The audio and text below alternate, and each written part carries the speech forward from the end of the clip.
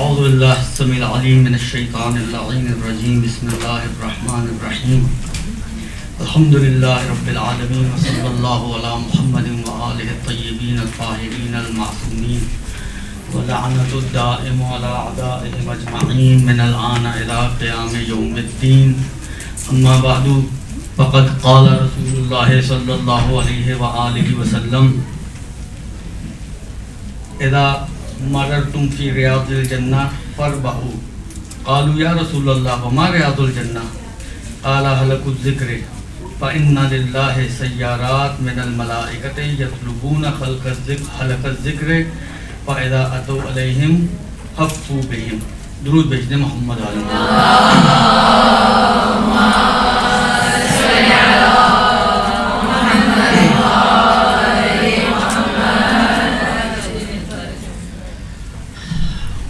جو مجھے موضوع دیا گیا ہے وہ اس حوالے سے ہے کہ علم حاصل کرنا یا علم کی فضیلت یا بالآخر طلب علم کے حوالے سے کہ آپ لوگوں کو موٹیویٹ کیا جائے اس بات کی طرف. بہرحال آپ لوگ آئے ہوئے ہیں تو موٹیویٹڈ ہیں اس اعتبار سے کہ چلیں آپ کے جذبے برقرار رہیں, آپ کی ہمتیں برقرار رہیں. جو حدیث میں نے پہلے حدیث پہ کچھ بات کروں گا تھوڑی سی, جو سرنامے کے طور پہ میں نے آپ کی خدمت میں پیش کیا ہے, رسول خدا صلی اللہ علیہ وآلہ وسلم کی حدیث ہے.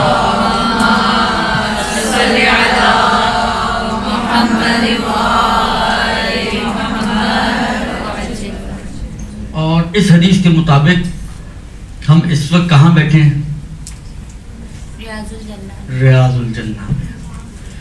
آپ یہاں سے اٹھ کر مدینے جاتی ہیں اور مدینے جا کر لائن میں لگ کر اس ریاض الجنہ کو حاصل کرتی ہیں, جس کے بارے میں رسول خدا ہی نے فرمایا تھا ما بین قبری و منبری روضۃ من ریاض الجنہ. میرے منبر اور میری قبر کے درمیان جنت کے باغوں میں سے ایک باغ ہے. درست, وہ ریاض الجنہ مشہور ہے, وہ جو گرین کارپیٹڈ ایریا ہے جہاں پہ لوگ لمبی لمبی لائنوں میں لگ کے جاتے ہیں, جہاں اتنے پیسہ خرچ کر کے آپ ریاض الجنہ تک پہنچتے ہیں, جہاں اتنی ایفرٹ کر کے آپ ریاض الجنہ میں پہنچتے ہیں. پروردگار عالم کے اس رسول نے آپ کے اسی اجتماع کو ریاض الجنہ بنا دیا. اور پیغمبر کا ارشاد ہے, پیغمبر فرماتے ہیں کہ اذا مررتم فی ریاض الجنہ فربعوا, جب تم ریاض الجنہ سے گزرو گے تو ٹھہر جانا. صحابہ سے کہہ رہے ہیں, تو صحابہ نے سوال کیا کہ یا رسول اللہ ومر ریاض الجنہ, یہ ریاض الجنہ کیا ہے؟ تو آپ نے فرمایا قال حلق الذکر, حلقہ ذکر, کیونکہ اللہ کے فرشتوں میں سے ایک گروہ اہل ذکر کی تلاش اور جستجو میں رہتا ہے اور گھومتا رہتا ہے یہاں تک کہ وہ انہیں پا لیتا ہے تو پھر انہیں گھیر لیتا ہے.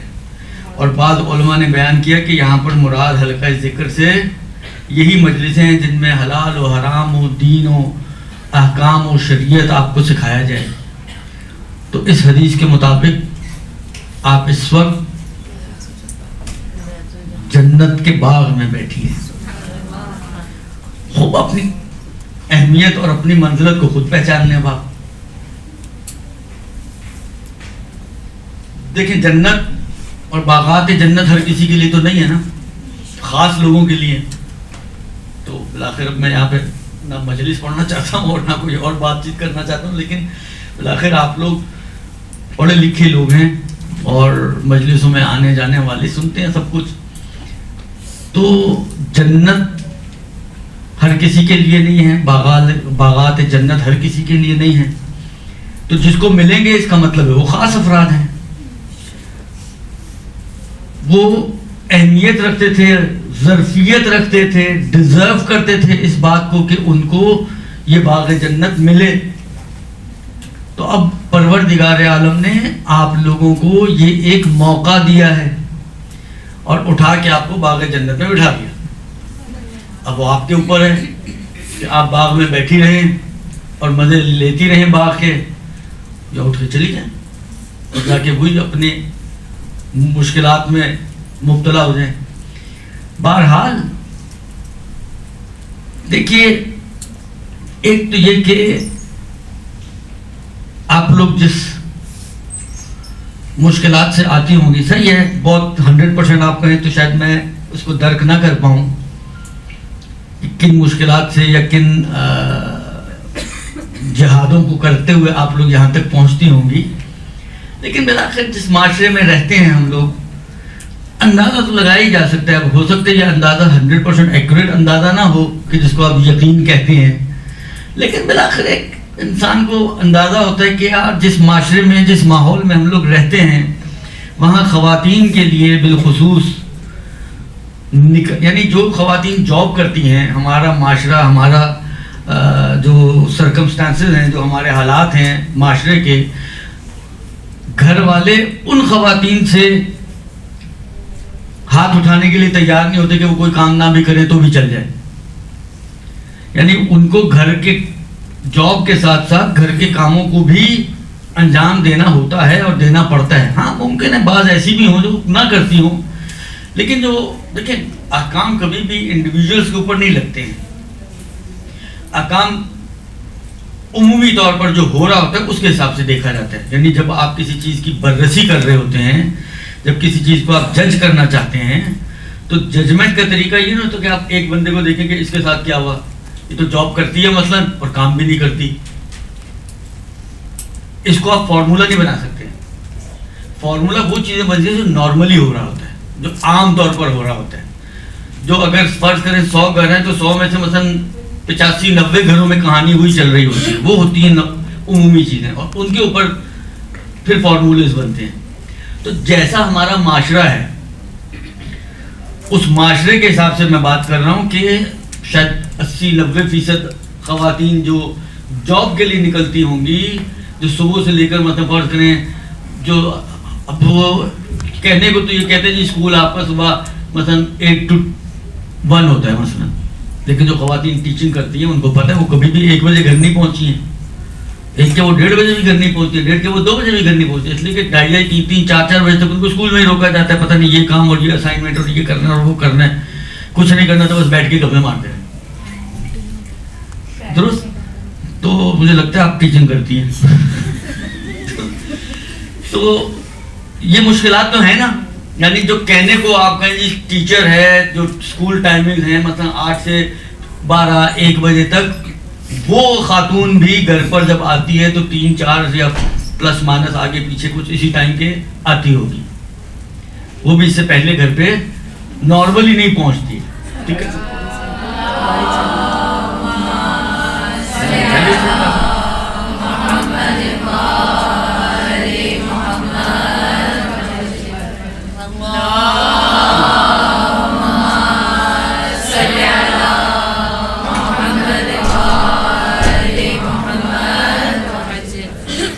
تو جن کی جاب ہی 9 to 5 ہے. ہمارے یہاں مشہور یہ ہے کہ پرائیویٹ جابز میں جس طرح گورنمنٹ جاب میں جانے آنے کا سب اپنے اختیار میں ہوتا ہے، پرائیویٹ جاب میں جانا تو آپ کے اختیار میں ہے لیکن آنا آپ کے اختیار میں نہیں ہوتا. کہنے کو ایز پر ایگریمنٹ آپ 9 to 5 کی جاب کر رہے ہوتے ہیں، لیکن بعض اوقات وہی والی بات ہے 9 to 5 کی جائے 9 to 7, 9 to 8 پلس مائنس اوپر نیچے یہ سب چل رہا ہوتا ہے. یہ جو اتنی بزی خاتون ہے جو گھر کے لیے ایفرٹ کر رہی ہے، دیکھیں یہ ایفرٹ اپنے اوپر نہیں خرچ کرتی ہوگی نارمل. پھر وہی والی بات ہے جو نارمل گھروں کی بات ہے. ایک مڈل کلاس میں گھر چلانے کے لیے خاص طور پر جو اس وقت صورتحال بڑھتی چلی جا رہی ہے تو اور زیادہ پریشر آتا جا رہا ہے نا، تو کہتے ہیں جی چلو دونوں مل کے گھر چلاتے ہیں. تو گھر کے لیے کر رہی ہے نا، مرد بھی گھر کے لیے کر رہا ہے یا عورت بھی گھر کے لیے کر رہی ہے. مرد آنے کے بعد وہی والی بات ہے اٹھ کے گلاس پانی کا بھی نہیں پیے گا، لیکن عورت کو آنے کے بعد کھانا بھی بنانا ہے، روٹیاں بھی پکانی ہے، کوئی یعنی سارے کام. کیونکہ اگر وہ ساری چیزیں باہر سے لانے لگے تو پھر تو کمانے کا کوئی فائدہ ہی نہیں بچے گا، کیونکہ ساری سیلری تو اس کی باہر ہی خرچ ہو جائے گی. تو یہ ہمارا معاشرہ ہے کہ جاب کر رہی ہے، کما کے دے رہی ہے، آدھا گھر چلا رہی ہے مثلا، لیکن اس کے باوجود بھی کوئی ریلیف دینے کے لیے لگتا ہے بہت سو کا مسئلہ ہے. گھر والے تیار نہیں ہے، ریلیف دینے کے لیے تیار نہیں ہے. تو ایک خاتون جو گھر سے نکلتی ہے کمانے کے لیے نہیں نکل رہی ہے ظاہری اعتبار سے، بلکہ خرچہ ہی بڑھا رہی ہے. کبھی وین کا خرچہ آپ کا آئے گا، کبھی آپ کی یہاں کی فیس ویس، مجھے نہیں پتہ نظام کیا ہے وہاں، لیکن جو نارملی انسٹیٹیوٹس میں ہوتا ہے آپ سے فیس لیتے ہوں گے، آپ سے وین اگر آتی ہوگی تو وین میں سے کچھ کنٹریبیوٹ کرتے ہوں گے، کچھ شاید لیتے ہوں گے. جن کا گاڑیاں ہیں وہ پیٹرول کا خرچہ آٹومیٹکلی بڑھے گا ان کا. بالآخر ایکسپینسز لے کر آتی نا یہ کلاس ہمارے لیے. اور پھر ایٹ دا اینڈ جب آپ واپس جائیں گے تو لے کے بھی کچھ نہیں جانا ہے آپ نے کہ گھر والوں کا تھوڑا منہ بند ہو جائے. تو آپ لوگوں کے لیے نکلنا واقعی مجھے اندازہ ہے کہ کوئی آسان کام نہیں، مشکل کام ہے. صحیح نا، مشکل کام ہے آپ لوگوں کے لیے نکلنا. تو اس لیے آپ لوگوں کا وہ ہمارے پاس ایک روایت نقل کی جاتی ہے، شہید اول نے بھی کتاب میں اپنی نقل کی ہے، افضل الاعمال احمزها. احمز یعنی سخت، جس کے اندر سختی زیادہ ہوتی ہے اس کی فضیلت بھی زیادہ ہوتی ہے. مجھے یاد پڑتا ہے ہمارا ایک دوست شاید نقل کر رہے تھے آغا وحید کا جملہ. جس زمانے میں پاکستان میں بہت زیادہ کچھ تو کچھ تار چل رہا تھا اور حالات بہت ہی زیادہ مخدوش تھے، ٹارگٹ کلنگ اور بم دھماکے اور الا بلا، یہ ساری چیزیں جس کو کہیں بہت ٹھیک ٹھاک چل رہی تھیں. یعنی کچھ سال پرانی بات ہے، کوئی بہت لمبی چوڑی بات نہیں، پرانی کر رہا ہوں. تو اس وقت شاید آغا وحید سے کسی کوئی مومن ملنے گیا تو انہوں نے پاکستان سے، تو انہوں نے اس کو یہ کہا تھا کہ تمہارا اجر و ثواب ایران میں رہنے والے مومنین کی نسبت زیادہ ہے، اس لیے کہ تم ان مشکلات اور ان سختیوں اور ان خوف و خطر کے ساتھ زندگی گزار رہے ہو. ہمیں تو یہاں کوئی خوف نہیں ہے، ہمیں تو یہاں کوئی خطرہ نہیں ہے کسی سے.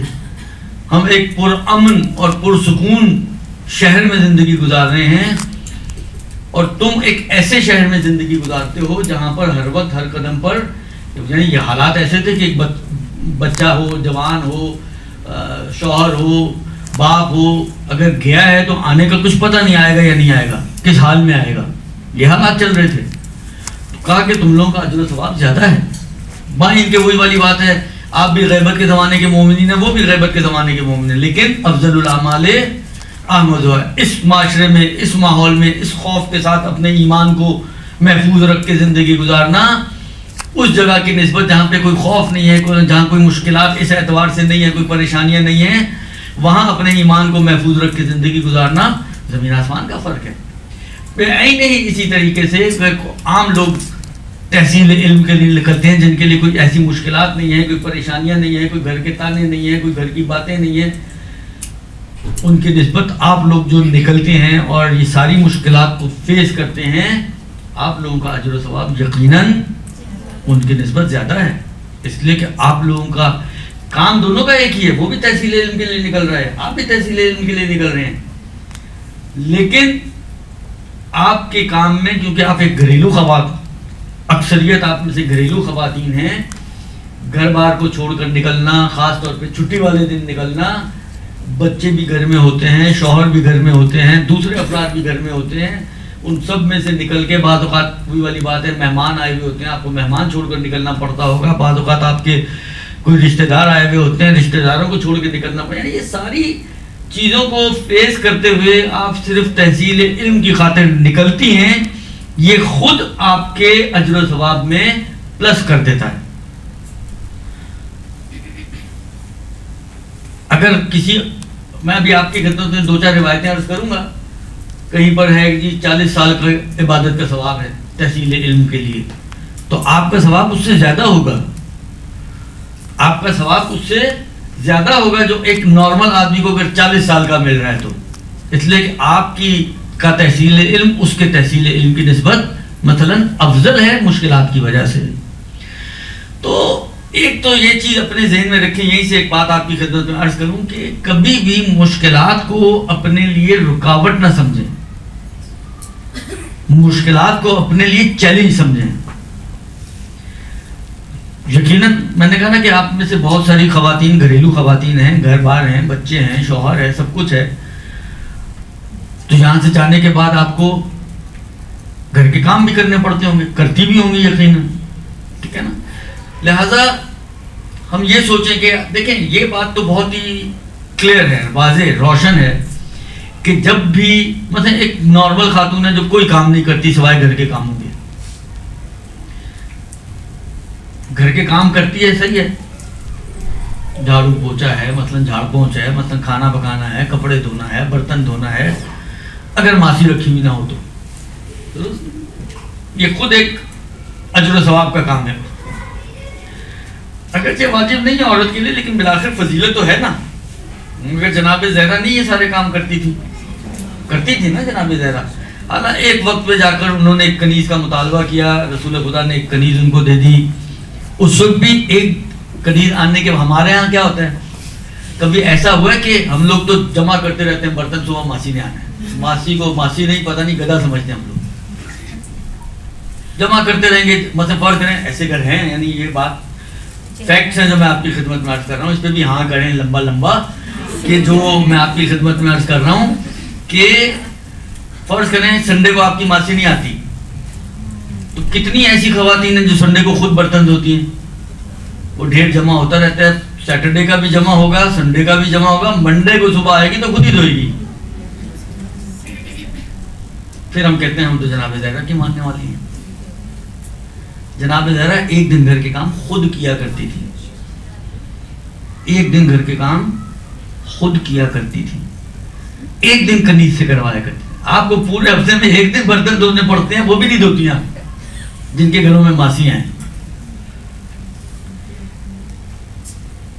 یا فرض کریں اگر ماسی ایک دو دن کسی وجہ سے کوئی شادی میں گئی ہے، کوئی بلاخر کپڑے دھونے ہیں، وہ کپڑے دھونے والی ماسی ہے، تو ڈھیر جمع ہوتا رہے گا. آپ نہیں کہیں گے یار چلے میں کر لیتی ہوں، وہ بھی تو بلاخر انسان ہے نا. دیکھیں ہم لوگوں کی سب سے بڑی مشکل یہ ہے کہ ہم دوسرے کو، اپنے اوپر جب بات آتی ہے تو ہمیں اپنی انسانیت سمجھ میں آتی ہے اور دوسروں کی جلادی پن سمجھ میں آتا ہے، اور جب خود ہم اسی سچویشن میں آتے ہیں تو وہ جلاد ہم بنے ہوئے ہوتے ہیں اور سامنے والے کی نسبت کوئی انسانیت ہماری نہیں ہوتی.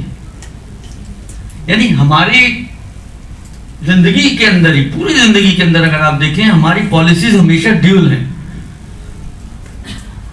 دو پالیسیوں پہ ہم عمل کرتے ہیں. جبکہ دین آپ کو رسول خدا کی حدیث میں بھی ہے، امیر المومنین کی حدیث میں بھی ہے، ائمہ کے کلمات میں بھی ہے کہ پالیسی آپ کی ایک رکھو، جو اپنے لیے پسند کرو وہ دوسرے کے لیے پسند کرو، جو اپنے لیے ناپسند کرو وہ دوسرے کے لیے ناپسند کرو. یہ ایک پالیسی ہے ہمارے لیے جو دین نے دی ہے.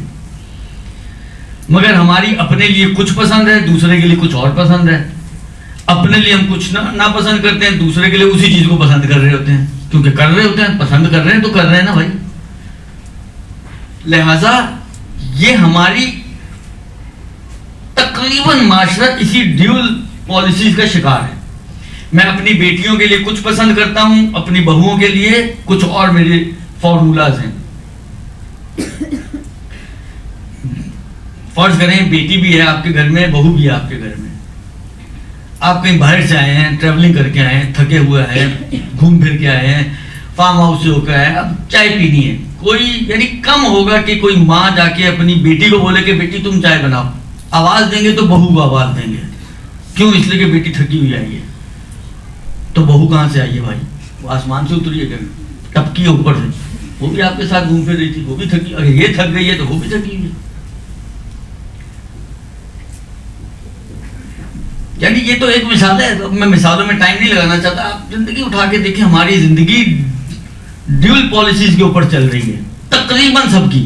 تقریباً کم لوگ ہوں گے، اوہدی من الناس، اکا دکا افراد، کہ جن کی زندگیوں میں پالیسیز ایک ہوں، وہ اسی ایک پالیسیز پہ اپنی زندگی بھی گزارتے ہیں اور دوسروں کو بھی اسی کسوٹی پہ تولتے ہیں، پرکھتے ہیں.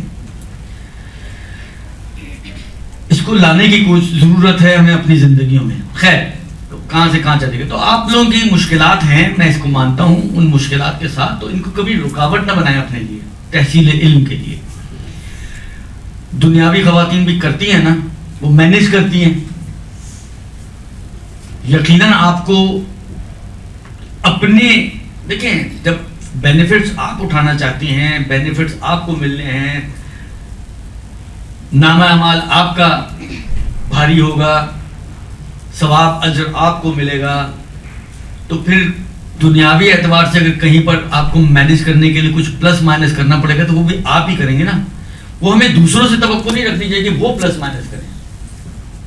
وہ ہمیں خود پلس مائنس کرنا ہے کہ کس طرح ہمیں مینیج کرنا ہے کہ 3 گھنٹے اگر میں یہاں لگا کر آئی ہوں 3 گھنٹے کا جو کام میرا ڈسٹرب ہوا ہے اس کو میں نے کہاں سے کس چیز میں کینچی مارنی ہے اور کس چیز میں اس کو کور اپ کرنا ہے.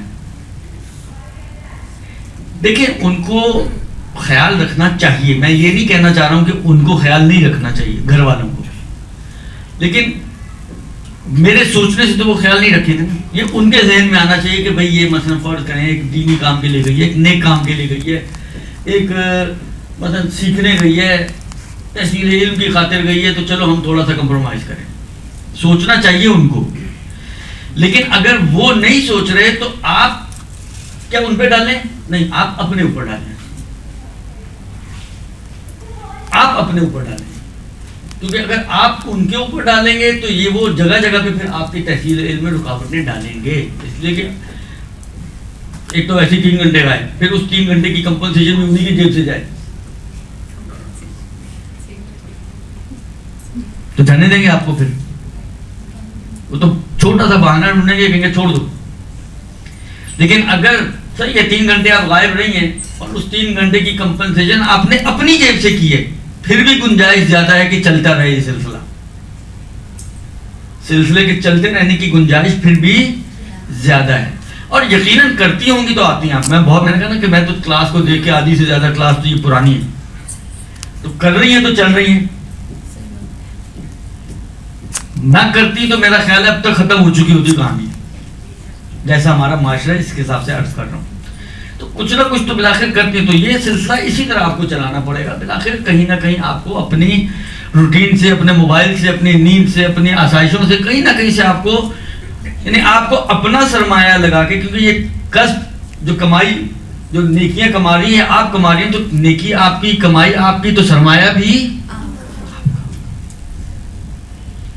لہذا یہ ایک بات اپنے ذہن میں رکھیں کہ اس کو رکاوٹ نہ بنائیں بلکہ مینیج کریں اپنی چیزوں کو, تاکہ آپ کا سلسلہ آگے بڑھتا رہے. اور آپ لوگوں کا سلسلہ بڑھتے رہنا زیادہ اہمیت رکھتا ہے عورتوں کا, خواتین کا, اس لیے کہ آپ کی گود سے پتہ نہیں کتنی نسلوں نے تربیت پانی ہے.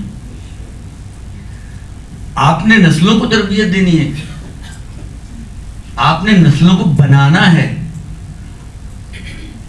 بغیر جانے تو نہیں بنا سکتی نا.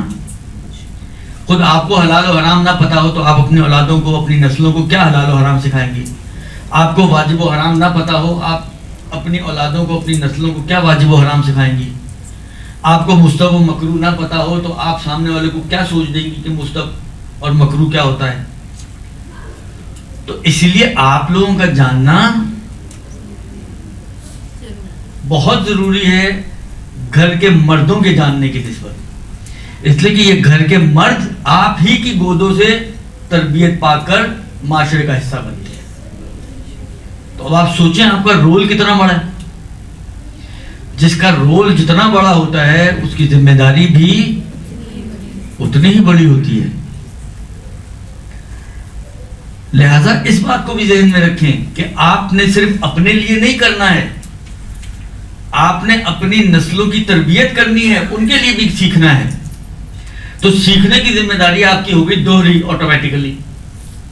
ایک طرف سے اپنے لیے, وہ تو سب کو ہی سیکھنا چاہیے, اس میں تو مرد اور عورت, طلب العلم فریضۃ علی کل مسلم, اور بعض میں مسلمتن بھی ہے بعض تعبیرات میں. اور جہاں پہ مسلم ہو تو اس کا مطلب یہ نہیں کہ صرف مردوں کی ذمہ داری ہے. جس طرح مثلا بہت سی روایتوں میں کہ اذا شک رجل, اگر کوئی مرد شک کرے 3 اور 4 میں تو یوں کر لے, تو اس کا مطلب ہے عورت کو شک تو کچھ اور کرے گی. تو یہاں پر رجل سے مراد مرد نہیں ہے, یعنی شخص. اسی طرح یہاں پہ مسلم سے مراد یعنی مسلمان انسان. اب وہ انسان مرد ہو یا وہ انسان, سب کی ذمہ داری ہے. کچھ حد تک بلاخر آپ کی اپنی ذمہ داری ہے کہ آپ کو اپنے واجبات آنے چاہیے نہیں آنی چاہیے. توضیح المسائل کے شروع میں مسئلہ دیا ہوا ہے, تقلید کے بعد میں بالکل شروع کے مسائل میں, کہ مسائل کو سیکھنا ہر انسان پر, یہ اسی سینس میں ہی طلب العلم فریضۃ علی کل مسلم. تو اپنے لیے تو سب کو ہی سیکھنا ہے, لیکن آپ کی ذمہ داری اپنے علاوہ اپنی نسلوں کی بھی ہے، جنہوں نے آپ کی گود سے تربیت پانی ہے، جنہوں نے آپ سے سیکھنا ہے، اور آپ جیسا سکھا کر معاشرے کو دیں گی، اسی سے پھر معاشرہ آگے تشکیل پائے گا کہ آپ کا معاشرہ اچھا معاشرہ ہے یا کرپٹ معاشرہ ہے۔ جس گودوں سے تربیت پا کر ہمارے ماشاءاللہ یہ لوگ سیٹوں پہ جا کے بیٹھتے ہیں، تو ان کی حرکتوں سے آپ کو اندازہ ہو جاتا ہے کہ تربیت کیا ملی ہے۔ جن ماؤں کو اپنے گھومنے پھرنے سے فرصت نہ ہو، جن ماؤں کو اپنے عیاشیوں سے فرصت نہ ہو، جن ماؤں کو اپنے کھانے پینے سے فرصت نہ ہو، ٹکی پارٹی سے فرصت نہ ہو، کلب سے فرصت نہ ہو، جم سے فرصت نہ ہو، اللہ سے فرصت نہ ہو، بلا سے فرصت نہ ہو، کیا تربیت کریں گے اپنی اولاد کی؟ جنہوں نے خود نہ سیکھا ہو وہ اپنی اولاد کو کیا سکھائیں گے؟ تو پھر یہی ہمارے سامنے آئیں گے نا، سامنے جن کے پاس نہ دین ہے، جن کو کہیں پہ قل ہو اللہ پڑھنی پڑ جائے تو ان کی ماں ویسی مر جاتی ہے۔ درست؟ یعنی ایک بندہ جو اپنے آپ کو مسلمان مانتا ہے، مسلمانوں کا لیڈر سمجھتا ہے، ان کی کیبنٹ کا ممبر ہے، اس کو قل ہو اللہ نہ آتی ہے، تو آپ سوچ لیں کتنا پکا نمازی ہوگا یہ انسان۔ تو کہنے کا مقصد یہ ہے کہ جب تربیتیں ویسی ہوں گی تو لوگ، ہمارے معاشرہ ایسے ہی ہوگا۔ تربیتیں اچھی ہوں گی تو معاشرہ اچھا ہوگا۔ تربیتیں اچھی کرنے کے لیے ماؤں کا اچھا ہونا، ماؤں کا علم والا ہونا، معلومات والا ہونا بہت ضروری ہے، اور اسی کے لیے آپ لوگ یہاں پر آتی ہیں، سیکھنے کے لیے آتی ہیں۔ میں اب آپ کی خدمت میں ایک دو روایتیں عرض کروں۔ دیکھیں، یہ جو آپ کی کاوشیں ہیں، جو کوششیں ہیں، یہ کوئی بیکار سی چیزیں نہیں ہیں، ان کی اپنی ایک اہمیت ہے۔ یہ کتاب میں آپ کو دکھانے کے لیے لایا ہوں۔ یہ کتاب شاید آپ لوگوں نے دیکھی بھی ہوگی، شاید آپ میں سے بہت سے کے گھروں میں موجود ہو۔ منیت المرید ہے شہید ثانی کی، ترجمہ بشیر عالمی اسکردوی محمد بشیر نے کیا ہے، ٹھیک ہے۔ یہ تعلیم و تربیت کے اعتبار سے ہے، سیکھنے سکھانے کے اعتبار سے۔ اس کے مختلف ہیڈنگز ہیں۔ شروع کے تقریباً 80 کے قریب صفحے، 80 82 84 صفحے، اس میں علم کی فضیلت کے حوالے سے آیات ہیں، روایات ہیں، شیعہ روایات ہیں، نبوی روایات ہیں، ائمہ کی روایات ہیں، مختلف چیزیں انہوں نے جمع کی۔ بہت اچھی کلیکشن ہے۔ یعنی کبھی آپ کو علم کے حوالے سے سمجھنا ہو تو یہ اچھی کتاب ہے سمجھنے کے لیے کہ اہمیت کیا ہے، فضیلت کیا ہے، مقام و مرتبہ کیا ہے۔ دیکھیں، ظرف کی اہمیت مظروف سے بنتی ہے۔ یہ گلاس ہے نا، اس کے اندر پانی ہے تو اس کی ایک اہمیت ہے۔ اسی کے اندر آپ خون ڈال دیں تو آپ کے لیے اس کی کوئی اہمیت نہیں ہے، اس لیے کہ کسی کام کا نہیں ہے، آپ کے بیکار۔ تو یہ گلاس بھی بیکار کیوں بن رہا ہے؟ اس لیے کہ اس کے اندر جو چیز ہے وہ آپ کے لیے ایک بیکار چیز ہے۔ یہ گلاس آپ کی رغبت ہے اس کی طرف، کیوں؟ اس لیے کہ اس کے اندر جو چیز ہے پیاس میں آپ کو سیراب کرتی ہے۔ تو مظروف کی بڑی اہمیت، مظروف یعنی اندر والی چیز، ظرف یعنی یہ باہر والی چیز، تو مظروف کی اہمیت ہوتی ہے۔ مجھے یاد پڑتا ہے بعض روایتوں میں یہ تعبیر ہے کہ تمہارا دل ظرف ہے، دیکھو اس میں کیا ڈال رہے ہو۔ درست؟ تو علم سے زیادہ اعلیٰ اور عرفہ کوئی چیز نہیں ہے کہ جو اس ظرف میں ڈالی جا سکے۔ لہذا اپنے دلوں کو ظرف بنائیں علم کے لیے، کیونکہ علم ایک اہمیت والی چیز ہے خدا کی نگاہ میں بھی۔ شروعی پروردگار پہلی وحی میں علم کا تذکرہ کیا۔ اسی طریقے سے ہادیان دین کی نگاہ میں بھی، اور ہمارے پاس کسی چیز کو سمجھنے کے لیے دو ہی اہم سورسز ہیں کہ خدا کی نگاہ کیا ہے اس کے بارے میں، اور رسول اور اہل بیت علیہم السلام کی نگاہ اس کے بارے میں کیا ہے۔ تو اسی کے حوالے سے میں اسی میں سے آپ کے لیے، اب جہاں تک آیات کا تعلق ہے، میں نے عرض کیا نا کہ انہوں نے قرآن کی آیات بھی پیش کی ہیں کہ جو اس علم کی اہمیت کو بیان کرتی ہیں، وہ آپ خود دیکھ لیجئے گا۔ شروع انہوں نے جو خطبہ شروع کیا وہ اسی آیت کے حوالے سے کہ الحمدللہ الذی علم الانسان بالقلم علم الانسان ما لم یعلم. تو شروع ہی قرآن نے علم سے کیا ہے. اور اس کے علاوہ بھی اور بعض آیات وغیرہ انہوں نے بیان کی ہیں کہ جس میں علم کا تذکرہ کیا ہے اور علم کی بات کی. لیکن میں ابھی آپ کی خدمت میں کچھ روایات پیش کرنا چاہ رہا ہوں, وہ بھی خاص طور پہ بعض جو اگر آپ ان پہ غور کریں تو واقعاً آپ کو احساس ہو کہ آپ کس اشرف چیز کو حاصل کرنے کے لیے, باشرف چیز کو حاصل کرنے کے لیے اپنے گھروں سے نکلی ہیں. یعنی انسان کا دل چاہے کہ یہ محفل بنی رہے اور ہم پڑھتے رہیں. یعنی کس کو برا لگتا ہے کہ اس کے نامہ اعمال میں اجر و ثواب چلتا رہے, اس کی عبادت چلتی رہے.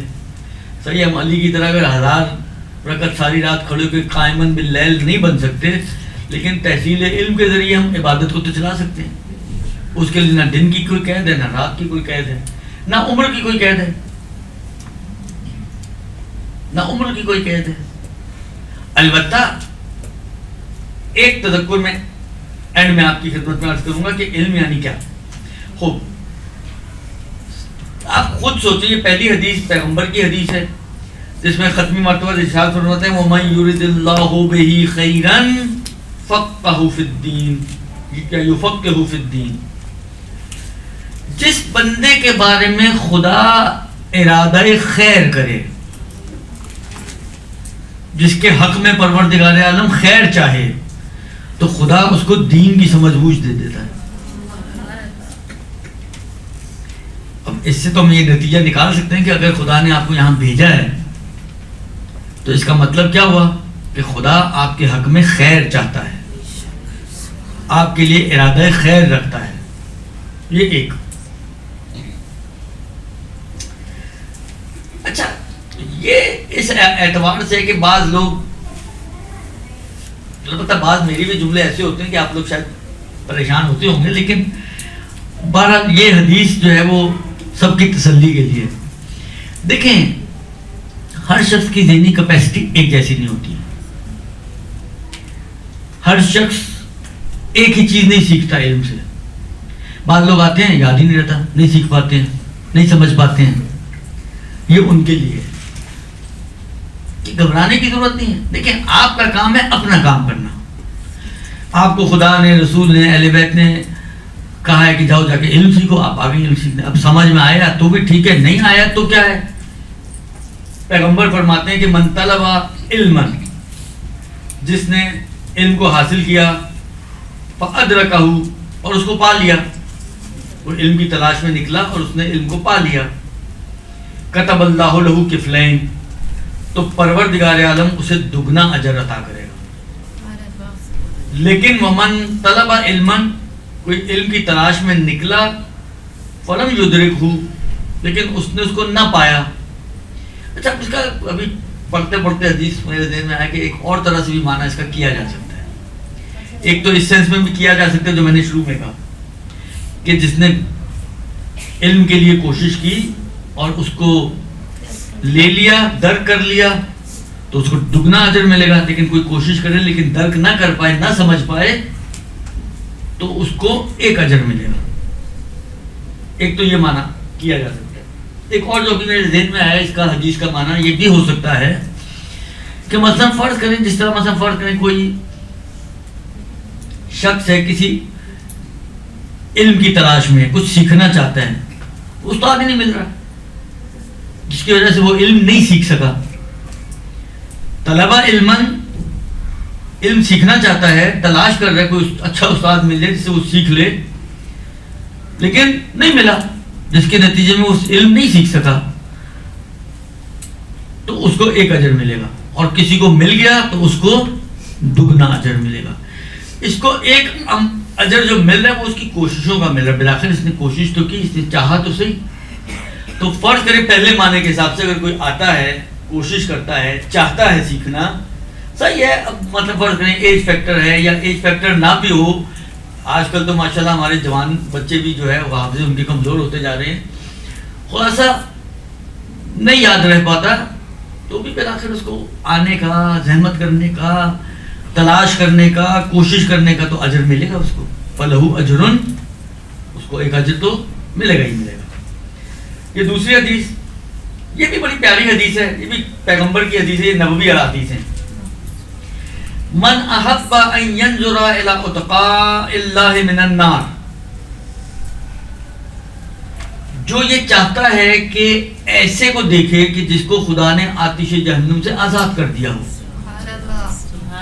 آپ اعمال رمضان میں، شبائے قدر کے اعمال میں یا رمضان کی بعض کامن دعاؤں میں یہ جملہ ہے نا کہ خدایا مجھے ان میں سے قرار دے، اتقاء من النار، تیرے آگ سے آزاد شدہ بندوں میں سے مجھے بنا دے.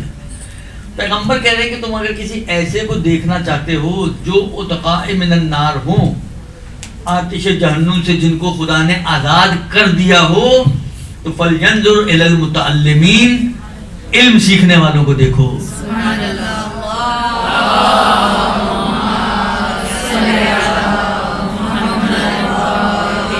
تو اس وقت میرے سامنے میں تو سب کو دیکھ رہا ہوں، اتنے سارے اتقاء من النار موجود ہیں اس حدیث کے مطابق.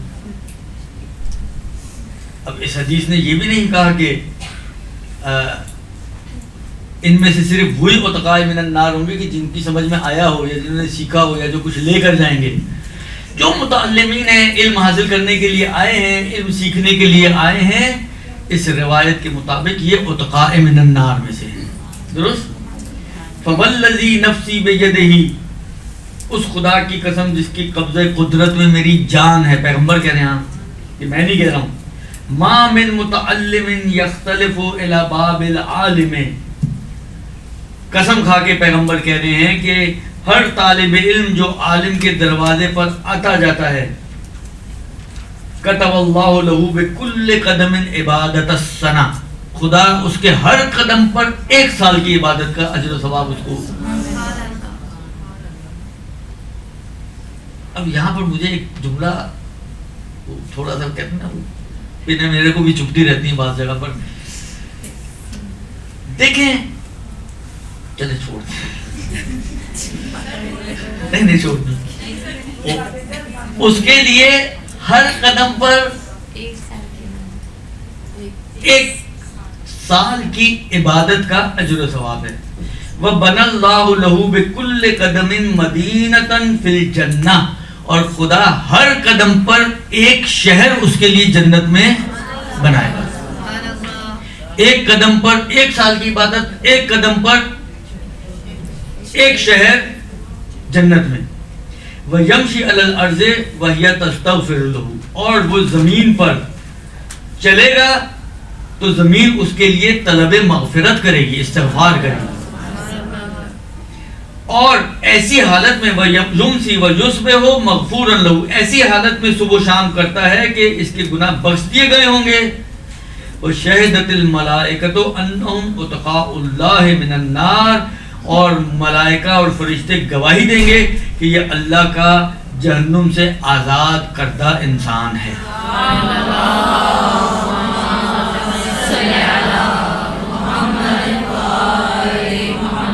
اب آپ سوچیں آپ کا لیول کیا ہے اس وقت، آپ کس جگہ پر موجود ہیں، کس مقام و مرتبے کی حامل ہیں، کس اہمیت کی حامل ہیں.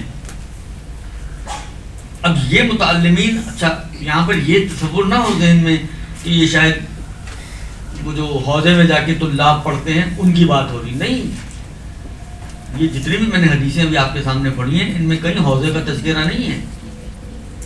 جو بھی طلب علم کرے، من ذکر او انثی، مرد ہو یا عورت، طلب علم کے لیے عالم کے دروازے تک جاتا ہے، چاہے کراچی کیوں نہ، اس میں کہاں لکھا ہے کہ قم اور نجف کے علماء کے دروازے پہ جانے کا اجر و ثواب یہ ہے.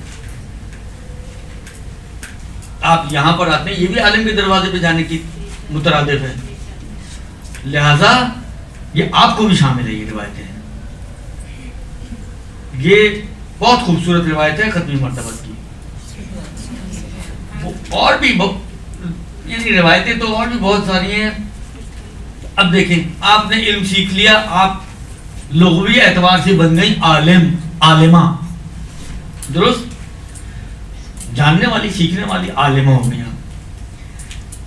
اب پیغمبر فرماتے ہیں کہ فضل العالم علی العابد، ایک بندہ نمازیں پڑھ رہا ہے اور آپ علم حاصل کیے ہوئے عالمہ ہیں.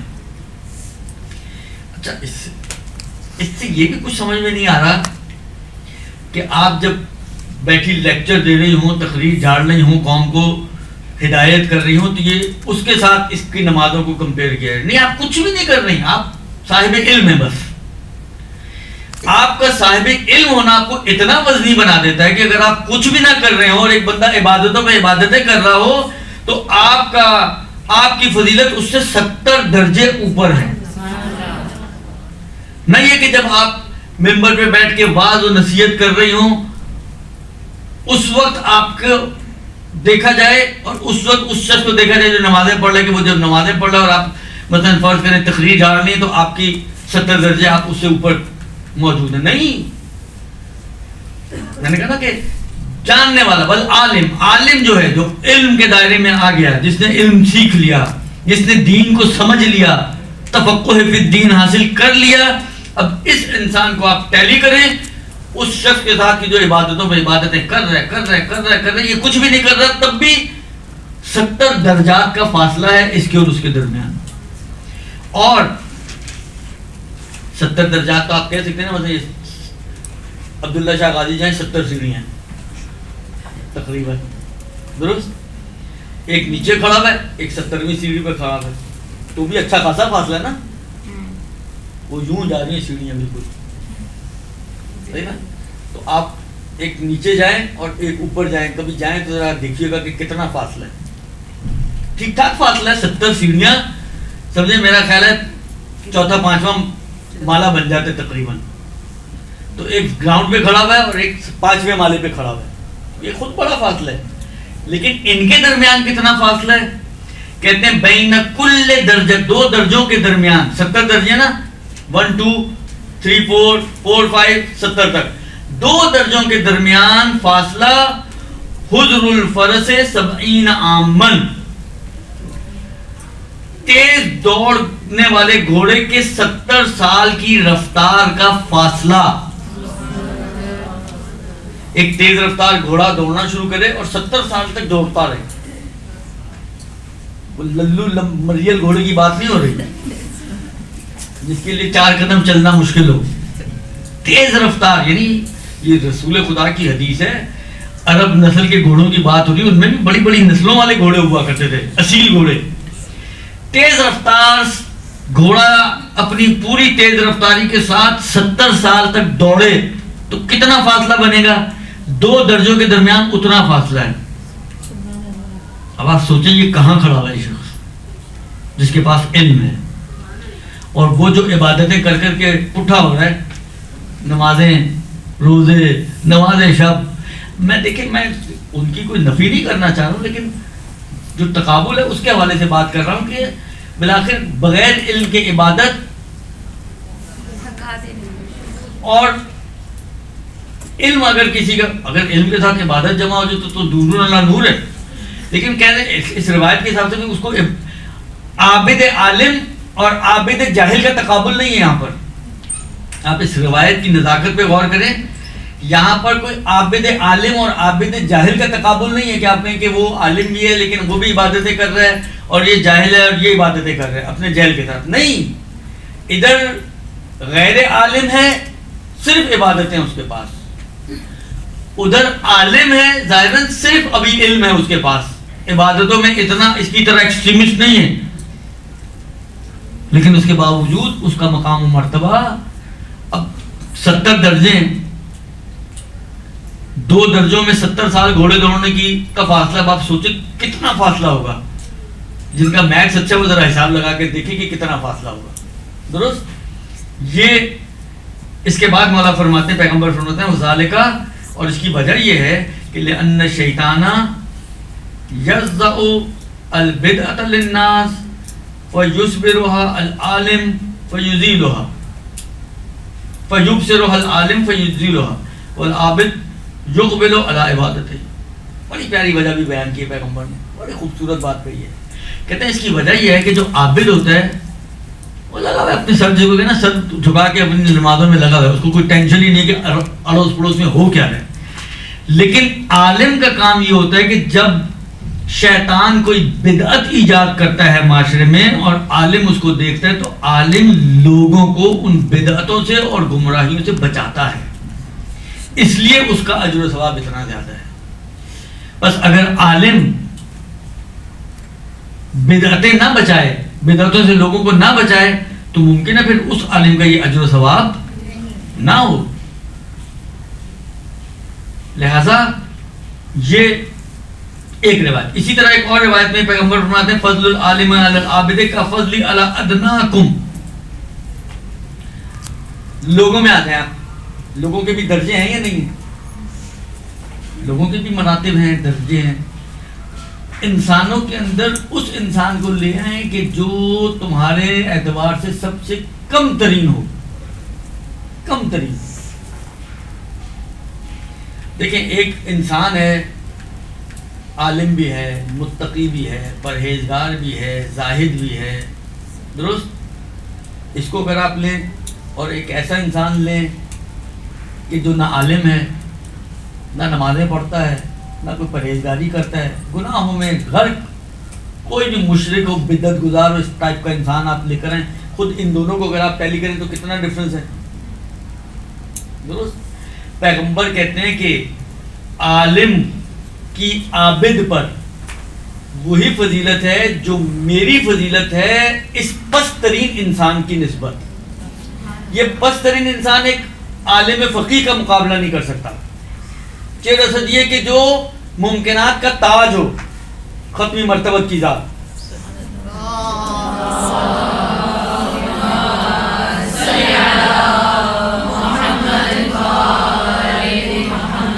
تو جتنا فاصلہ پیغمبر میں اور اس انسان میں ہے، اتنا ہی فاصلہ ایک عالم اور ایک عابد میں ہے. پھر یہاں پہ وہی اوپر والی روایت کے اعتبار سے یہاں پہ عالم کو عالم ہونے کے ناطے سے دیکھا جا رہا ہے اور عابد کو عابد ہونے کے ناطے سے دیکھا جا رہا ہے، درست. پھر پیغمبر فرماتے ہیں ان اللہ و ملائکتہ و اہل السماوات والارض. اللہ، ان اللہ و ملائکتہ و اہل السماوات والارض، اللہ، ملائکہ اور زمین و آسمان کے رہنے والے، حتی النملہ فی حجرہا، حتی چونٹی اپنے بل میں، وحتی الحوت فی الماء، حتی حوت سمجھے ویل مچھلی، بڑی مچھلی، حوت یعنی مچھلی، فی الماء پانی میں، یہ سب کے سب لَيُصَلُّونَ عَلَى مُعَلِّمِ النَّاسِ خَيْرًا، یہ درود بھیجتے ہیں، صلوات بھیجتے ہیں اس شخص پر کہ جو لوگوں کو خیر سکھاتا ہے، خیر کی تعلیم دیتا ہے.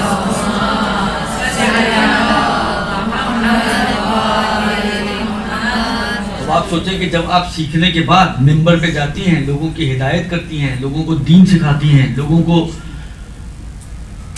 احکام سکھاتی ہیں، خدا کی معرفت دیتی ہیں، اہل بیت کی معرفت دیتی ہیں، تو آپ سوچیں کہ کون سی مخلوق بچی جو آپ کے لیے سب آپ کے اوپر درود نہ بھیجتی ہو. اللہ آپ پر درود بھیجے، ملائکہ آپ پر درود بھیجیں، زمین و آسمان میں رہنے والے آپ پر درود بھیجیں. کیا چاہیے اور کیا چاہیے انسان کو؟ یعنی آپ سوچیں تو صحیح کہ آپ کس حلقہ نور میں موجود ہیں علم کی وجہ سے. آپ اپنی موقعیت، اپنے مقام، اپنے مرتبے کو ذرا تصور کریں کہ اس علم کی وجہ سے جو آپ حاصل کرنے کے لیے گھروں سے نکلتی ہیں، ان تمام مشکلات کے ساتھ، ان تمام پریشانیوں کے ساتھ، ان تمام ایڈجسٹمنٹس کے ساتھ، آپ کا مقام کیا ہے، آپ کا مرتبہ کتنا ہے. پھر علم کو سیکھنے کے بعد جب آپ سکھانے پر آتی ہیں، میں ایک آدھ حدیث آپ کو سکھا، کیونکہ دیکھیں علم، پہلی ذمہ داری علم میں یہی ہے کہ انسان خود سیکھے. البتہ خود سیکھے کس لیے؟ عمل کرنے کے لیے، نہ دوسروں کو سکھانے کے لیے. پہلے خود سیکھے اور خود اس پر عمل کرے. علم و عمل دو. پرندہ دیکھا آپ نے؟ میں نے شاید پہلے بھی یہ بات عرض کی ہے، مجھے نہیں یاد یہاں پر یا کہیں اور، لیکن پرندہ اگر آپ نے دیکھا ہو تو پرندے کے کتنے پر ہوتے ہیں؟ آپ نے ایک پر کاٹ دیا، اڑے گا یہ پرندہ؟ نہیں اڑ پائے گا نا. اور دونوں ہی پڑھ کاٹ دیے تو بالکل ہی نہیں اڑ پائے گا. کسی کے پاس علم نہیں ہے اور عمل نہیں ہے تو یہ پرکٹے پرندے کی طرح ہے. اس کو معراج حاصل نہیں ہو سکتی. یہ قرب الہی کے مقامات کو پرواز کر کے نہیں پا سکتا, اس لیے کہ پرواز کے لیے پر ہی نہیں. وہ پر جس سے یہ پرواز کر کے مقام قرب تک اگر پہنچ سکتا ہے تو وہ علم اور عمل دونوں چیزیں ہیں. ایک بال علم ہے, بال کہتے ہیں یہ والا بال نہیں, بال پر کو کہتے ہیں فارسی میں. ایک بال علم ہے تو ایک بال عمل ہے.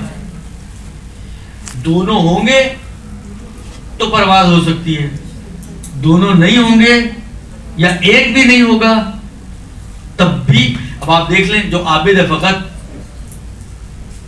وہ زمین پر ہے اور عالم کہاں ہے, اس کی حد ہی نظر نہیں آ رہی ہے. لہذا پہلا مرحلہ یہ ہے کہ علم سیکھنے کے بعد انسان اس پر عمل کرے, خود اس پہ کوشش کرے, اس کے اوپر جد و جہد کرے اور اس کے بعد پھر وہ سکھانے کے مرحلے پر آئے اور لوگوں کو سکھائے. معلم خیر بن جائے تو یہ اجر و ثواب اس کے لیے ہے کہ تمام مخلوقات پلس پروردگار عالم اس کے لیے درود بھیجتا ہے. اس کے بعد یہ بھی خوبصورت روایت ہے, لَأَن يَهْدِيَ اللَّهُ بِكَ رَجُلًا وَاحِدًا خَيْرٌ مِّنْ أَن يَكُونَ لَكَ حُمُرٌ نِعَمٍ. کہتے ہیں کہ پیغمبر فرماتے ہیں, معاذ سے مخاطب ہو کے کہتے ہیں پیغمبر اے معاذ, ایک بندہ اگر تیرے ہاتھ سے ہدایت پا جائے, ایک بندہ, پروردگار عالم ایک بندے کو تیرے ہاتھ سے اگر ہدایت دے دے تو اعلیٰ قسم کے مال و دولت سے یہ بہتر ہے تیرے لیے. یعنی تمہارے پاس طرح طرح کی نعمتیں ہوں, مال ہو, دولت ہو.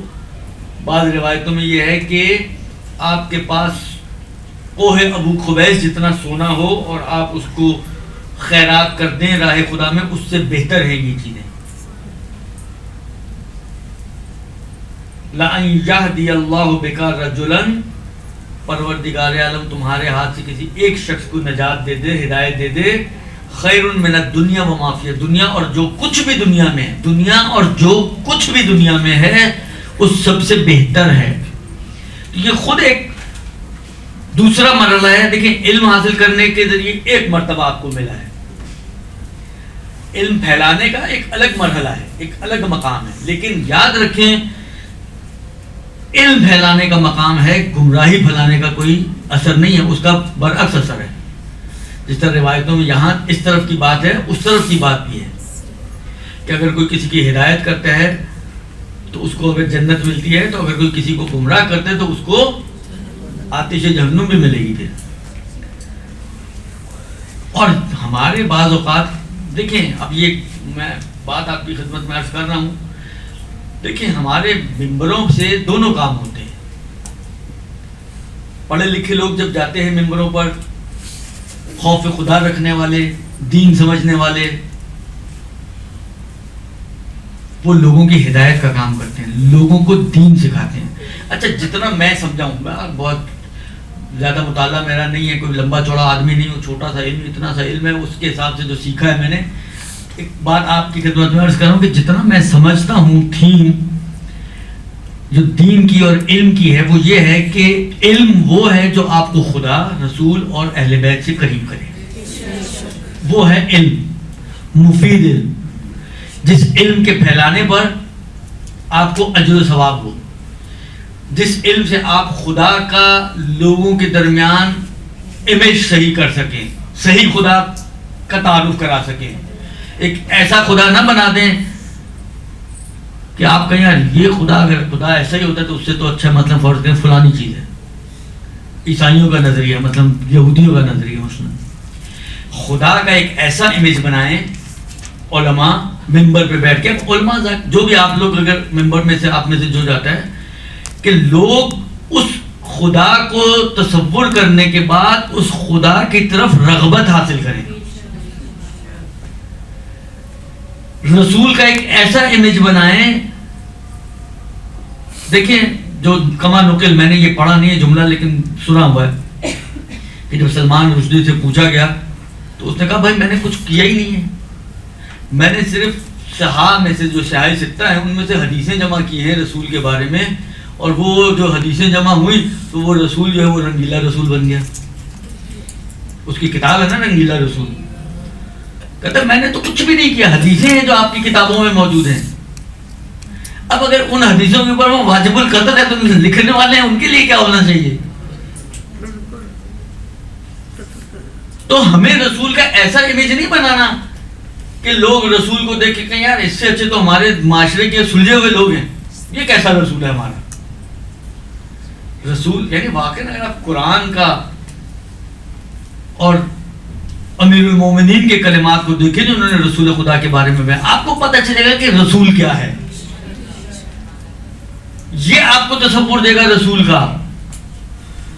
اپنے بات اپنی طرف سے آئیں بائیں شائیں کر کے آپ نے لوگوں کا بھی گھنٹہ لگا دیا، خود بھی ادھر ادھر کی کہانیاں سنا کے ایک ایسا رسول بنا دیا جو آپ کہیں کہ یار اس سے اچھا تو میرا باپ ہے. تو یہ کیا آپ نے دیا دین لوگوں کو؟ آپ نے لوگوں کو دین دیا یا لوگوں کو دین سے ہٹا دیا؟ اہل بیت کا جو مقام و مرتبہ ہے، جو حقیقی مقام و مرتبہ ہے، وہ ایسا ہے کہ اس تک کوئی نہیں پہنچ سکتا. لا یقاس بنا احد، ہمارے ساتھ کسی کو مقایسہ نہ کرنا. اور ہم ہر قدم پہ کبھی کسی کو کہتے ہیں یہ تو جو مشکل یہ ہے نا کہ میں کچھ بولتا ہوں تو وہ لوگ جو ہے کچھ کہیں کہیں لے لیتے ہیں، میں کہوں پر کیا کہوں اور کیا نہ کہوں. خلاصہ یہ کہ اہل بیت کا ہمیں ایسا تصور دینا ہے کہ اس تصور کے بعد لوگوں کو لگے کہ یہ خدا کی ایک خاص مخلوق ہے. ایسا نہ ہو کہ لوگوں کو لگے یار اس طرح کے تو لوگ ہم دنیا میں بھی تراش سکتے ہیں، چار دنیا کے لوگوں کو بھی ایسا ہم تراش سکتے ہیں. یہ کون سا اتنا بڑا کمال ہے؟ اور ہو رہی ہے آپ کے معاشرے میں. میں بڑی احتیاط سے بات کر رہا ہوں لیکن یہ آپ کے معاشرے میں یہ چیزیں ہو رہی ہیں کہ اہل بیت کے مقام و مرتبے کو ہم نے اتنا نیچے لے آئے ہیں، اتنا نیچے لے آئے ہیں. بھائی آپ مطلب فرض کریں عالم چنا ابھی ہمارے درمیان میں آ کے کھڑا ہو جائے، صرف سمجھانے کے لیے ایک مثال ہے. آخر جو چیزیں انسان نے سمجھی سنی ہوئی دیکھی ہوئی ہوتی ہے تو سمجھنا آسان ہوتا ہے، اس حوالے سے یہ مثال دے رہا ہوں آپ کو. عالم چنا اگر ہمارے درمیان کھڑا ہو، جتنے بھی ہم لوگ یہاں پہ موجود ہیں 40-50 لوگ، آپ کا کیا خیال ہے ہم میں سے کس کا قد اس کے قد جتنا ہوگا؟ کسی کا نہیں ہوگا نا. لیکن اگر ہم اس کو چھوٹا کرتے کرتے کرتے کرتے کرتے کرتے کرتے کندھوں تک لیں تو کیا لگے گا آپ کو؟ ہاں آپ کو لگے گا ہم تو اس سے بھی اونچے ہو گئے. بھائی یہ ہو رہا ہے اس وقت اہل بیت کے ساتھ. اس سے زیادہ نہیں بول سکتا میں، لیکن یہ ہو رہا ہے اس وقت اہل بیت کے ساتھ. ہم اپنا قد اونچا نہیں کر سکتے، ہم نے ان کا قد نیچے کرنا شروع کر دیا. اب ہمیں لگتا ہے کہ یہ تو حضرت زینب سے بھی آگے نکل گئی، نعوذ باللہ من ذالک، اور وہ تو حضرت زینب سے بھی آگے نکل گئی، وہ تو حضرت عباس سے بھی آگے نکل گئے. یہ کر رہے ہیں ہم لوگ. خدا کا اگر یہ کرنا ہے تو ممبر پہ نہ جائیں،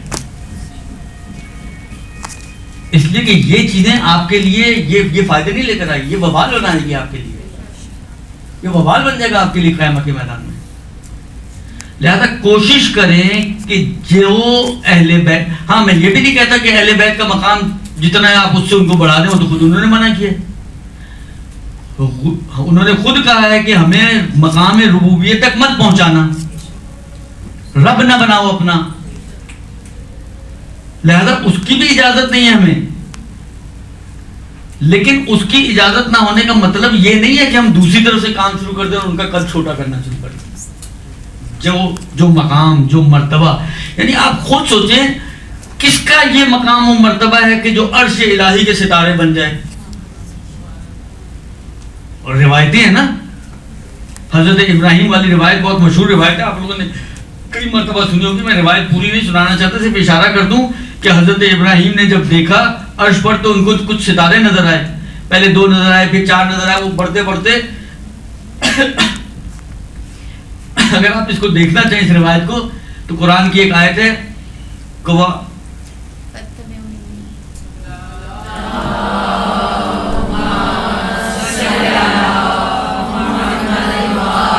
وَإِنَّ مِن شِيعَتِهِ لَإِبْرَاهِيمَ.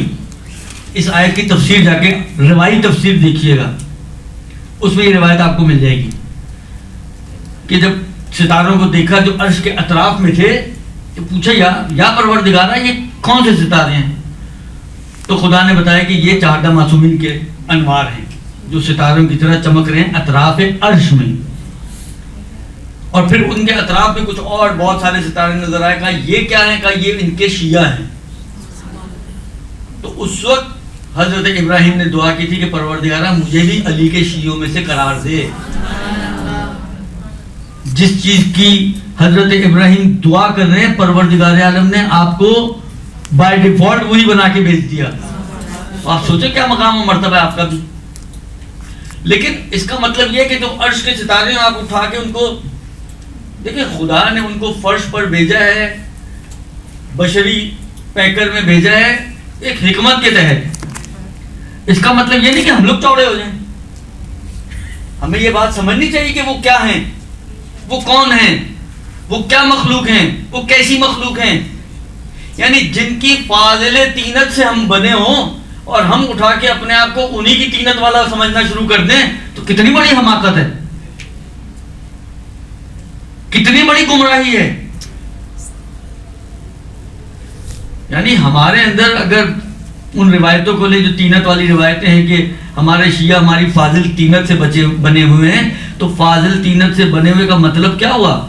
کتنی طینت ہوگی ہمارے اندر ان کی بچی ہوئی طینت میں سے.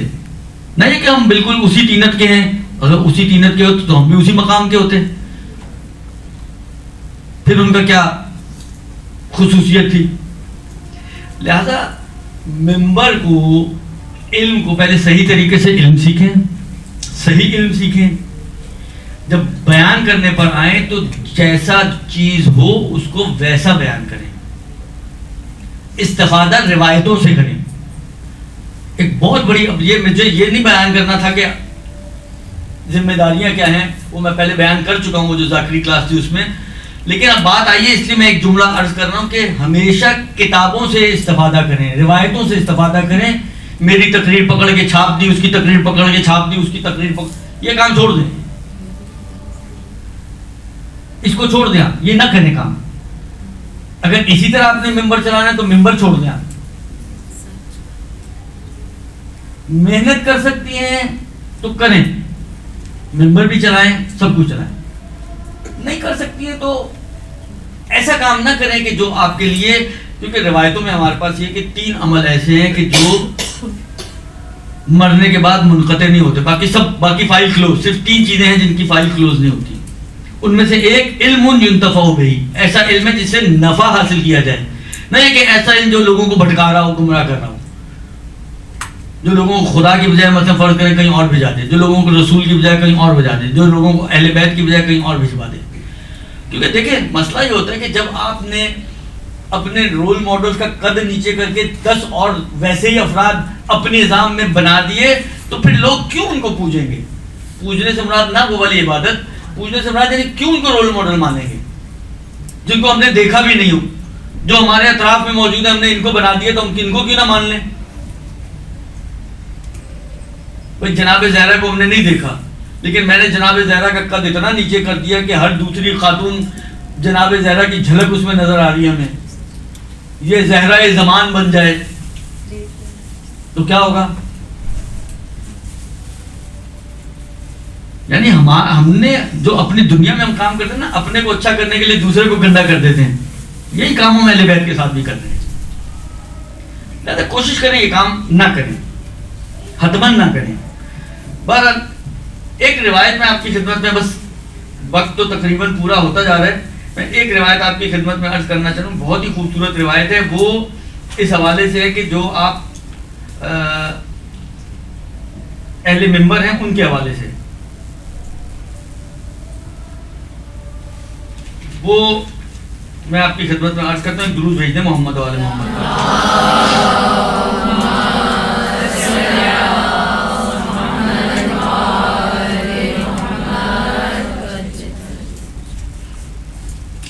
یہ ایک روایت ہے. دیکھیں چوتھے امام کی روایتیں بہت کم ہم لوگ پڑھتے ہیں, تو یہ چوتھے امام کی روایت ہے. ایک تو یہ میں آپ کی خدمت میں پیش کرنا چاہ رہا ہوں. مولا فرماتے ہیں لو یعلم الناس ما فی طلب العلم, دوبارہ پھر طلب علم کی طرف ابھی آ رہا ہوں میں, کہ علم حاصل کرنے میں کیا کیا بینیفٹس ہیں, اگر یہ لوگوں کو پتہ چل جائے, لطلبوہ ولو بصفق المہج, تو یقیناً اس کی تلاش میں نکل پڑتے اگرچہ ان کی خاطر خون جگر بہانا پڑتا. یعنی جتنی بھی زحمت اور مشکل اٹھانی پڑتی وہ حتماً اس کی خاطر نکلتے, اور پانی کی گہرائیوں میں غوطہ ور ہونا پڑتا تو وہ حتماً غوطہ ور ہوتے, اور پانی کی گہرائیوں سے اس کو لے کر آتے علم کو, اگر ان کو پتہ چل جائے کہ اس تحصیل علم میں اس علم کے اندر فضائل کیا ہیں. پھر فرماتے ہیں کہ ان اللہ تبارک و تعالی اوحی الی دانیال, پروردگار عالم نے حضرت دانیال کو وحی کی, ان امقتا عبادی الیہ الجاہل المستخف باہل العلم التارک للاقتداء بہم. کہا, کہتے ہیں پروردگار عالم کہتے ہیں حضرت دانیال کو, جو بعض کے بقول پیغمبر تھے, ان پر وحی کی کہ یقیناً میرے نزدیک ناپسندیدہ ترین بندہ وہ ہے جو اہل علم کے حق کو ناچیز سمجھتے ہیں. وقت نہیں ہے ورنہ میں تھوڑا سا اس کے اوپر ضرور بولتا, لیکن اب وقت نہیں, ابھی صرف ترجمے پہ میں کام چلا رہا ہوں. اور ان کی پیروی نہیں کرتے, اور یعنی ان کے حق کو ناچیز سمجھتے ہیں اور ان کی پیروی نہیں کرتے, وہ میرے نزدیک انتہائی ناپسندیدہ افراد ہیں.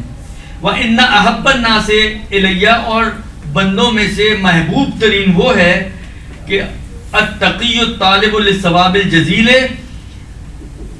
وہ پرہیزگار ہیں جو ثواب عظیم کے متلاشی اور علماء سے متمسک رہتے ہیں, اور جو بردباروں کے تابع اور صاحبان حکمت کی نصیحتوں کو قبول کرتے ہیں. یہ اصول کافی کی روایت ہے. تو دیکھیں خود طلب علم ایک مرحلہ, اہل علم کو ان کا مقام دینا یہ دوسرا مرحلہ ہے. یہ آپ کو اہل علم کو ان کے, دیکھیں وہی والی بات ہے کہ علم خود ایک بہت ہی قیمتی چیز ہوگی نا, جو ابھی تک میں نے چند روایتیں, آپ یہ ضرور پڑھیے گا اگر موقع ملے تو, بلکہ موقع نکالیے گا.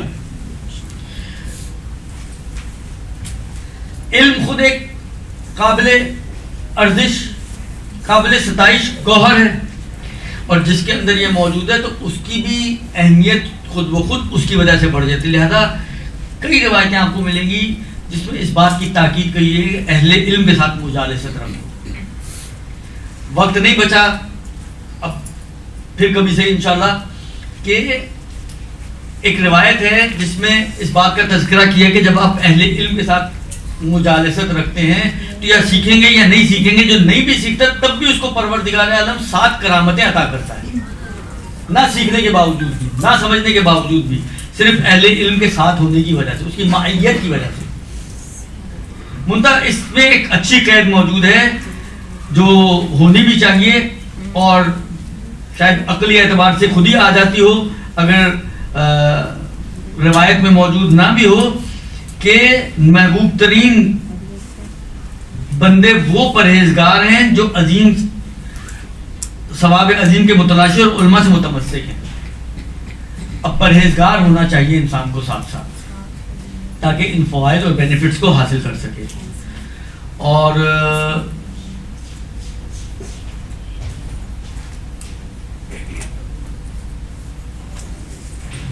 بعض روایتیں اگر آپ اٹھا کے دیکھیں, ان روایتوں میں آپ کو ملے گا کہ جو اس غیبت کے زمانے میں جس میں لوگ اپنے امام سے جدا ہو چکے ہیں اور بلاخر اضطراب کی, اور بلاخر ان کے پاس مسائل پیش آتے ہیں, امام تو نہیں ہے جن سے وہ جا کے سوال کر سکیں, جو ایسے ماحول میں ان کو تعبیر کیا گیا ایتام آل محمد سے, یتیمان آل محمد. جو یتیمان آل محمد کی کفالت کرتا ہے, من پیغمبر کی حدیث ہے نا, من کفلا یتیمن, جو کسی یتیم کی کفالت کرتا ہے وہ میرے جنت میں کہاتین, 2 انگلیوں سے اشارے کہ وہ میرے ساتھ ایسا ہوگا جیسے یہ 2 انگلیاں بلا فاصلہ. درست.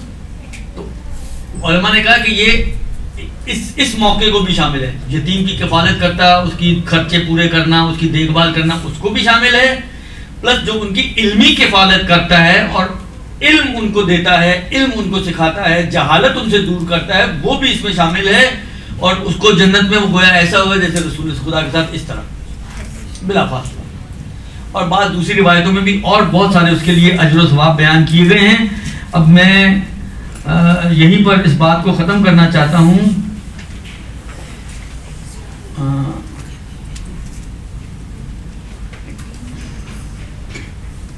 اور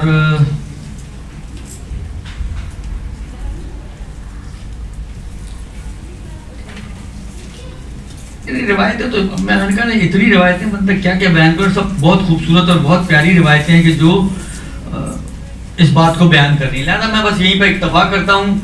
یہ تو ایک مسئلہ ہو گیا. اب آخر میں 1-2 منٹ جو بچے ہیں، 3 منٹ ہیں میرے پاس، وہ یہ آپ کی خدمت میں عرض کروں. دیکھیں یہ بھی روایت ہے جو میں آپ کی خدمت میں عرض کر رہا ہوں. لیس العلم بکثرت التعلیم والتعلم بل العلم نور یغرف اللہ فی قلب من یشاء. درست. علم اصطلاحات یاد کرنے کا نام نہیں ہے. آپ کہ جی مجھے تو پتہ ہے احتیاط واجب کیا ہوتی ہے، مجھے تو پتہ ہے احتیاط مستحب کیا ہوتی ہے، اظہر کیا ہے، اخوا کیا ہے، فتویٰ کیا ہے، احتیاط کیا ہے، یہ ساری چیزیں میں جانتی ہوں.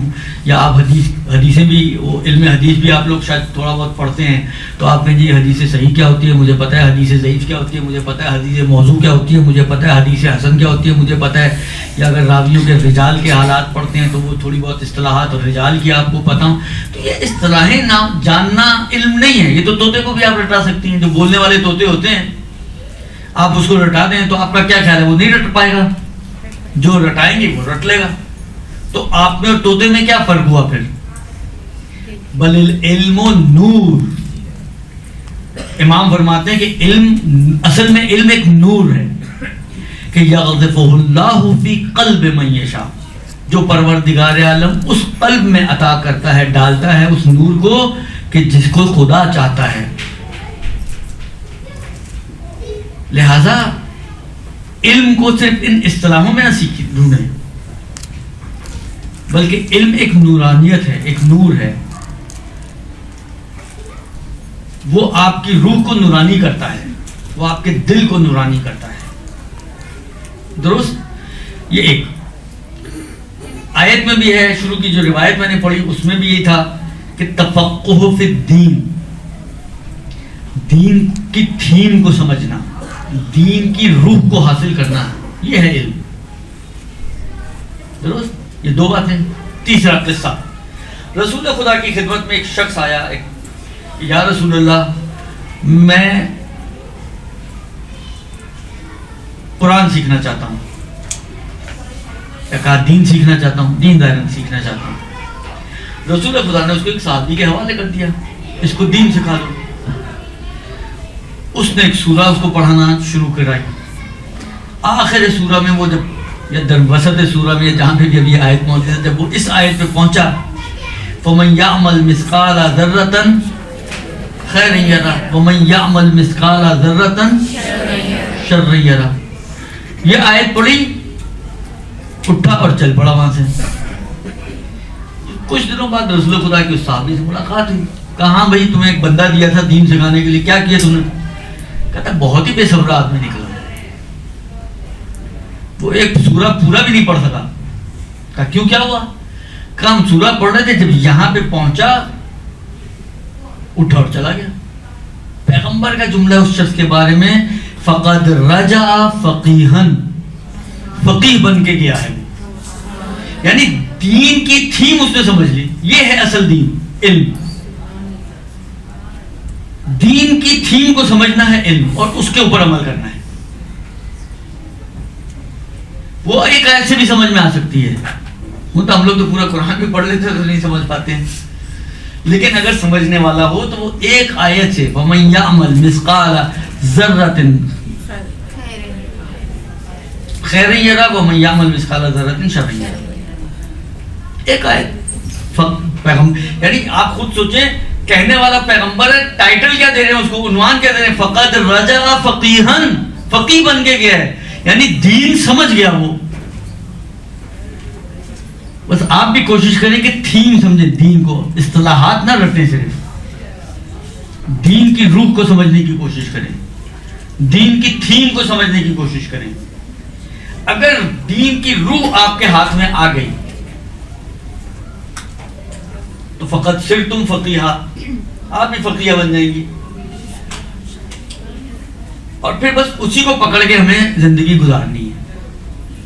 کیونکہ میں نے کہا نا کہ پرواز آپ کو خالی علم سے پرواز نہیں ملتی. صحیح ہے, فضیلتیں ہیں, اجر ہے, ثواب ہے, وہ سب اپنی جگہ پر ہے, لیکن قرب تک پہنچنا ہے تو علم کے ساتھ آپ کو عمل کو ساتھ لگانا پڑے گا. دو پر آئیں گے تو آپ کا جہاز اڑے گا, دوسرا پر نہیں ہوگا تو آپ کا جہاز رن وے پہ کھڑا رہے گا, انتظار میں رہے گا کب دوسرا پر آئے تو میں اڑوں.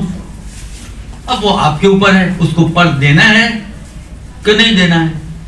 دیں گی تو اڑیں گی تو مقام قرب تک پہنچ سکتے ہیں اور جنت کے عالی درجات کو آپ حاصل کر سکتے ہیں. نہیں دیں گی, نہیں اڑیں گی تو بس ٹھیک ہے, پھر جو مل گیا وہ اسی کو غنیمت سمجھیے گا, اس سے زیادہ کی توقع خدا سے نہ رکھیے گا. وہ صلی اللہ علیہ وآلہ